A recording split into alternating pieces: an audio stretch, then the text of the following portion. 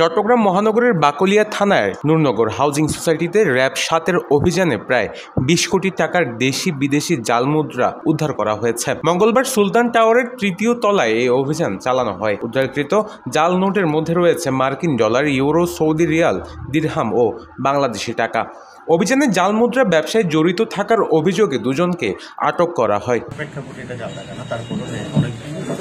কোনো রুলস নাই, ছাপানোর কোনো রুলস নাই, সেই ক্ষেত্রে এগুলোকে প্রত্যেকটা এগুলো আমি ৩০ টাকা করে বানাই, ৬০০ টাকা করে সেল করতেছি। অলরেডি আমার ভালো একটা মার্জিন আছে এখানে, তো জাল টাকাতে আমার কোনো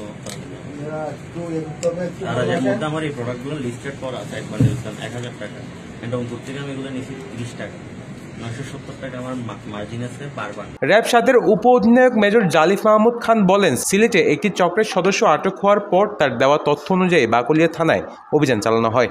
এ সময় আটক হন তানজিব, যিনি আন্দরকিল্লার অন্তু প্রিন্টার্স থেকে জাল নোট ছাপাতেন বলে স্বীকার করেছেন। জাল মুদ্রা পরে অন্তু প্রিন্টার্সে অভিযান চালিয়ে আরও একজনকে আটক করা হয়। চক্রে আর কেউ জড়িত রয়েছে কিনা তা খতিয়ে দেখা হচ্ছে।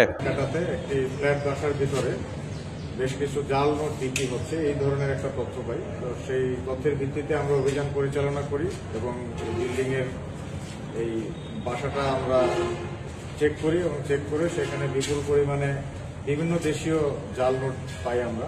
এর মধ্যে বাংলাদেশি টাকা রয়েছে, US ডলার রয়েছে, ইউনাইটেড আরব আমিরাতের দিরহাম রয়েছে, সৌদি রিয়াল রয়েছে এবং ইউরো রয়েছে। তো এই সব যে টাকাগুলো জাল তৈরি করেছে, এগুলোর বর্তমানে বাজার মূল্যে যদি হিসাব করি, যদি এটা আসল হিসেবে তারা চালিয়ে দিতে পারত, সেই ক্ষেত্রে ২০ কোটি টাকা বা এর অধিক মূল্যের এই টাকাগুলোর মান হতো। নিউজ ডেস্ক, প্রতিদিনের কাগজ, চট্টগ্রাম।